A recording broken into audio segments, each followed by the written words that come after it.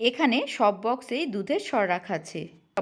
এই বক্সগুলোতে আমি কিন্তু অনেক দিন ধরেই প্রায় ১ বছর বা ১ বছরের বেশি সময় ধরে একটু একটু করে জমিয়ে ডিপে রেখে দিয়েছিলাম। এখন যখন দেখছি অনেকগুলো বেশি হয়ে গিয়েছে, এই সময় এসে আমি এগুলো দিয়ে ঘি তৈরি করে নেব। আসসালামু আলাইকুম। প্রথমে একটি স্টিলের প্লেট নিয়ে নিয়েছি, আর প্লেটটায় রেখে দিয়ে এভাবে হাত দিয়ে সুন্দরভাবে মেখে নিব, একদম মিহি করে।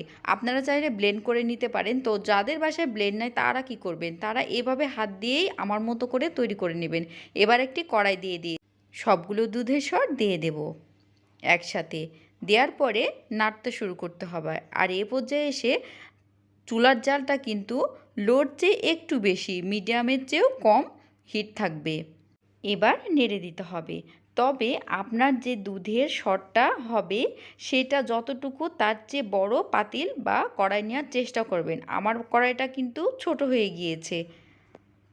এ পর্যায়ে এসে আস্তে আস্তে নেড়ে দিতে হবে। দেখুন আস্তে আস্তে কেমন হয়ে গিয়েছে। অনবরত নাড়তে থাকতে হবে, নাড়াচাড়া বন্ধ করা যাবে না নিচের দিকে, তাহলে কিন্তু লেগে যাবে।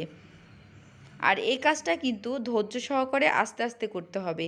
আমি ভিডিওটা টেনে নিয়েছি বিধায় একটু জোরে মনে হচ্ছে, তবে অবশ্যই নাড়ার সময় আস্তে আস্তে নাড়বেন, কিন্তু অনবরত নাড়তে থাকতে হবে। এ পর্যায়ে এসে আমি দুটি লেবুর পাতা দিয়ে দিলাম, আর লেবুর পাতা দুটি দেওয়ার কারণ সুন্দর একটি স্মেল আসার জন্য।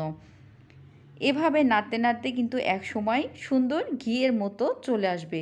আপনারা একটু ধৈর্য সহকারে দেখুন, অবশ্যই ভিডিওতেই দেখতে পাবেন।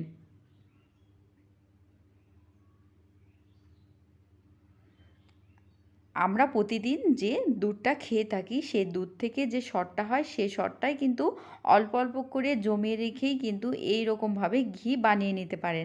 দেখতেই পাচ্ছেন আস্তে আস্তে কেমন ঘন হয়ে গিয়েছে।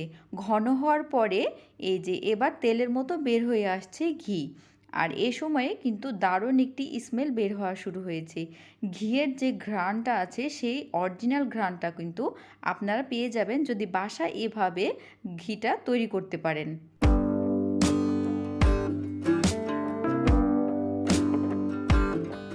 দুধের যে সরটা আছে সেই সরটা কিন্তু এক সময় ঘনত্ব থেকে একদম পোড়া পোড়া হয়ে যাবে বা কালো রং ধারণ করবে, তখনই কিন্তু ঘিটা পারফেক্টলি রেডি হয়ে যাবে। এই সময়ের দিকে এসে দেখুন একটু ওপরের দিকে ফেনা ফেনা ভাব চলে এসেছে, কিন্তু আস্তে আস্তে আমাদের ঘিটাও রেডি হয়ে যাচ্ছে। দেখুন যে দুধের সরটা ছিল সেই সরটা কিন্তু পুড়ে গিয়েছে, এবং এ পর্যায়ে এসে শেষের দিকে অবশ্যই লো হিটে জালটা দিয়ে দিতে হবে, এবং 2 ঘন্টা বা 1 ঘন্টা মতো রেস্টে রেখে দিয়েছিলাম। দেওয়ার পরে ওপরের দিকে যে ফেনাটা আছে সেই ফেনাটাকে উঠিয়ে নিচ্ছি, এবং যে পাতাটা দিয়েছিলাম লেবুর পাতা সেটাও ফেলে দিলাম। এবার একটি ছাঁকনি দিয়ে ছেঁকে নেব। ছাঁকনি দিয়ে ছেঁকার পরে একটি কাচের জার বা প্লাস্টিকের জারও নিতে পারেন, তবে কাচের জারে ঘিটা ভালো থাকে। মাশাআল্লাহ ঘিটার কতটা সুন্দর কালার এসেছে এবং কেমন গাঢ় হয়েছে দেখতে পাচ্ছেন, একদম ঠিক মধুর মতো।